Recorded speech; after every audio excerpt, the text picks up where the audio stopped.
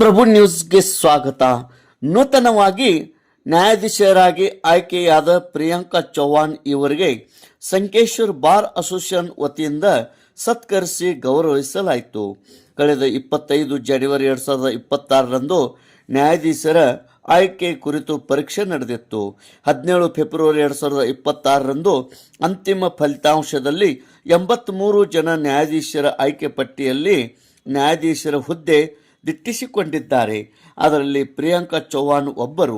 ಅವರಿಗೆ ಇಂದು ಸತ್ಕರಿಸಿ ಗೌರವಿಸಿ ಅಭಿನಂದಿಸಲಾಯಿತು.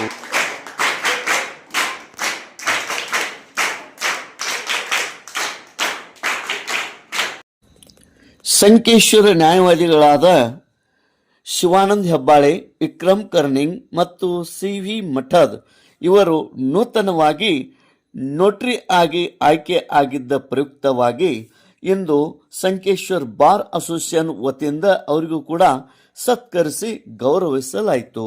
ಈ ಸತ್ಕಾರ ಕಾರ್ಯಕ್ರಮದಲ್ಲಿ ಬಾರ್ ಅಸೋಸಿಯೇಷನದ ಅಧ್ಯಕ್ಷರಾದ ಪರಶುರಾಮ್ ಗಸ್ತಿ, ಬಾರ್ ಅಸೋಸಿಯೇಷನದ ವೈಸ್ ಚೇರ್ಮನ್ನರಾದ ಪ್ರವೀಣ್ ಗಡ್ಕರಿ, ಬಾರ್ ಅಸೋಸಿಯೇಷನ್ ಕಾರ್ಯದರ್ಶಿಯಾದ ಸಂತೋಷ್ ಪಾಟೀಲ್, ಬಾರ್ ಅಸೋಸಿಯೇಷನದ ಮಹಿಳಾ ಪ್ರತಿನಿಧಿ ರೂಪಾ ಮಠಪತಿ ಹಾಗೂ ಅನೇಕ ನ್ಯಾಯವಾದಿಗಳು ಈ ಸತ್ಕಾರ ಕಾರ್ಯಕ್ರಮದಲ್ಲಿ ಉಪಸ್ಥಿತರಿದ್ದರು.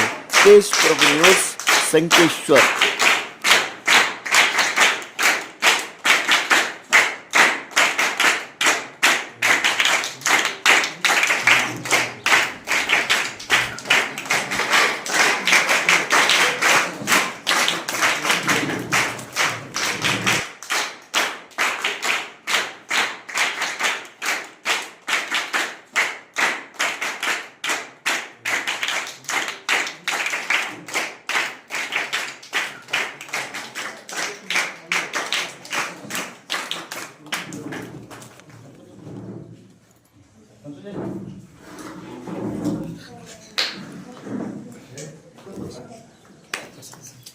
बस